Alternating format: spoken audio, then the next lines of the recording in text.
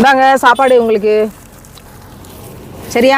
என்னை பொறுத்தவரைக்கும் தூய்மை பணி செய்கிற இவள் பேரழகிதான். கள்ளம் கபடமற்ற புன்னகை. சரி சரி, சந்தோஷம். சரி, உங்களை பார்த்த உடனே தான் நிப்பாட்ட சொல்லிட்டேன். சரி, நல்லா இருக்கீங்கல்ல? சரி, சந்திப்போம் சீக்கிரம். அஸ்ஸலாமு அலைக்கும். அஸ்ஸலாமு அலைக்கும். நல்லா இருக்கீங்களா? இந்த கையை பார்த்தா எனக்கு கஷ்டமா இருக்கு. மாடி கணவர் இல்லாமல் 3 மகள்களை மிக கடினப்பட்டு 36 ஆண்டுகளாய் வடை போட்டு வலதுகை உருக்குலைந்து போயிருக்கிற இந்த கை நமக்கு அத்தாட்சி. தாயின் காலடியில் சொர்க்கம் கிடக்கிறது. பிள்ளைகளுக்காக அவர்கள் எப்பேற்பட்ட தியாகங்களையும் செய்வாள் என்பதற்கான அத்தாட்சி இந்த வடை போட்ட வலதுகை. யா அல்லாஹ், இந்த தாயை நீ பரிசுத்தப்படுத்துவாயாக. இந்த தாய்மார்களை, தனியாக நின்று பிள்ளைகளை வளர்க்கும் அத்தனை தாய்களையும் நீ பொருந்திக் கொள்வாயாக. இப்போ சாப்பாடு கொடுக்கறது பிரயோஜனமா இருக்கா?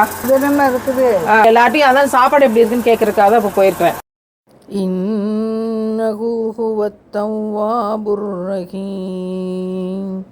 கருணையாளர்களுக்கெல்லாம் கருணையாளனே, பிள்ளைகளால் ஆதரவற்ற இந்த தாயின் பாதங்களை நீ பலப்படுத்துவாயாக. ஆமீன். அல்லதீன யுக்மினூன பில்கைபி வயுகீமூன ஸ்ஸலாத வமிம்மா ரஸக்னாஹும் யுன்ஃபிகூன். இதோ முடியாத காலத்தில் கூன் விழுந்து காலில் கட்டுப்போட்டு இந்த நிலையிலும் தொழுது கொண்டிருக்கிற இந்த தாயினுடைய இந்த ஒவ்வொரு அசைவும் இந்த மானுட குலத்திற்கான அத்தாட்சி. வயது முதிர்ந்து மிக கடினமான சூழ்நிலையில் இருக்கக்கூடிய இந்த தாய்மார்களுக்கெல்லாம் தினமும் உணவளிக்க மாதம் 1 லட்சம் தேவைப்படுகிறது.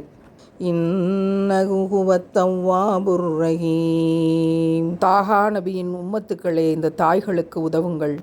மனம் நிறைய வலியோடு உங்களிடம் நான் கையேந்துகிறேன். தாய்மார்களுக்காக உதவுங்கள்.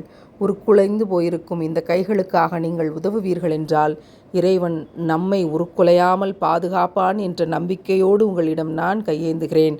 இந்த தாய்மார்களுக்கு உதவுங்கள் உடனடியாக. இறைவன் போதுமானவன்.